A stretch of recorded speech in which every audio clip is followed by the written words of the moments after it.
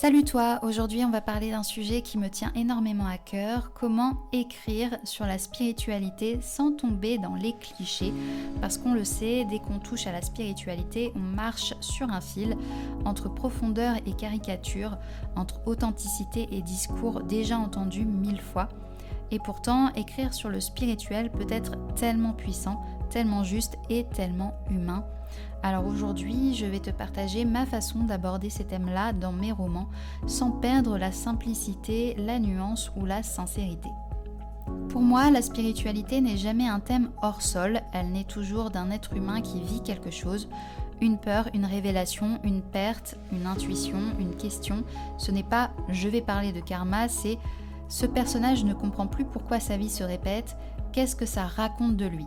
Ce n'est pas « je vais parler des signes de l'univers », c'est « elle a besoin d'un sens, d'une direction et elle s'accroche à quelque chose qui la dépasse ». La spiritualité devient profonde lorsqu'elle se glisse dans le vécu, pas lorsqu'elle vient l'écraser. Dans le roman biographique sur la vie de Barry, Retrouve-moi à Neverland, je ne dis jamais que Barry est un homme connecté à l'invisible. Je le montre.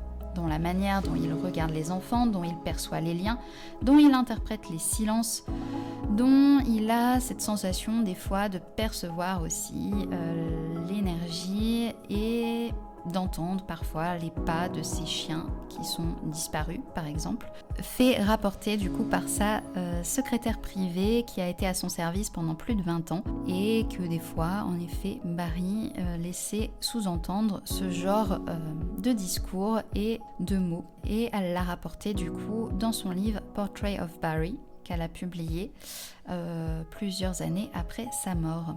Si ça vous intéresse, je vous mettrai en barre d'infos. C'était l'une de mes sources principales pour écrire mon roman biographique, mais dans tous les cas, je vous ferai une vidéo de mes sources pour écrire ce roman biographique dans une autre vidéo plus adéquate. Revenons au sujet. Je ne dis pas non plus l'enfant intérieur revient. Je le fais entrer dans la pièce, je lui donne une voix, une présence.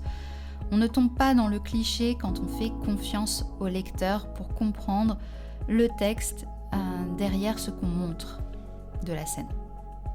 Aussi, dans le même ordre, il faut éviter les phrases toutes faites, les prêt-à-penser.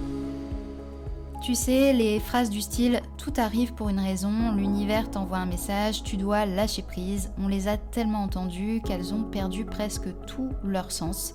Quand j'écris, j'essaie toujours de me demander comment dire ça autrement. Comment le dire de façon incarnée, vécue, ressentie.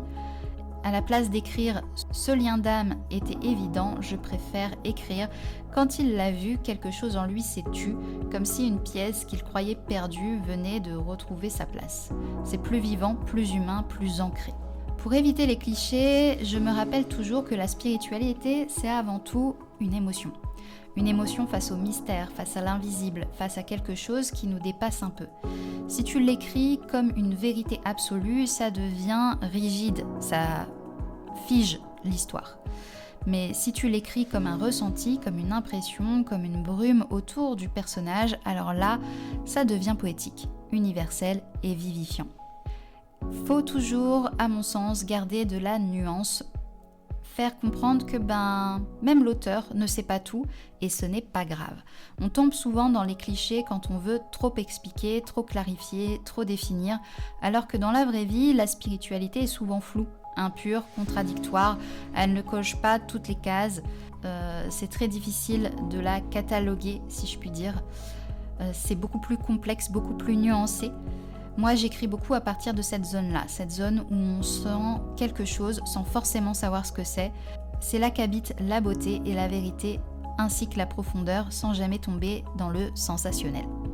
Écrire sur la spiritualité sans cliché, c'est accepter de rester dans la nuance, dans la lenteur, dans la subtilité. C'est écrire des personnages qui cherchent plutôt que des personnages qui savent. C'est montrer la lumière sans oublier l'ombre. Et si j'ai un conseil à te laisser aujourd'hui, ce serait celui-ci. Ta vision intérieure est déjà unique. Tu n'as pas besoin de la rendre spirituelle, tu as juste besoin de la rendre vraie. Merci d'avoir écouté cette vidéo. Dis-moi en commentaire, est-ce que tu écris aussi sur des thèmes spirituels et comment tu évites les clichés? Et bien sûr, pense au petit like, à l'abonnement et surtout, continue d'écrire librement.